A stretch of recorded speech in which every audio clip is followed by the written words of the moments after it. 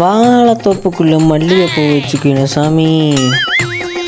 ஏய் ஆமா ஆடுறதுக்கு போட்டு ட்ரம்முக்கு தண்ணி போட்டுவிடு.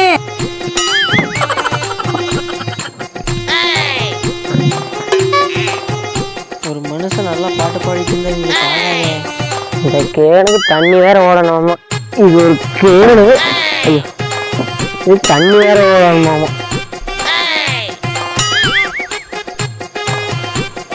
தூங்காம நாங்கானும் சொப்பனமே. தண்ணி வருதே. ஐடியா, தண்ணி வரலன்னு சொல்லிட வேண்டியதா. வேலையிலும் தப்பு.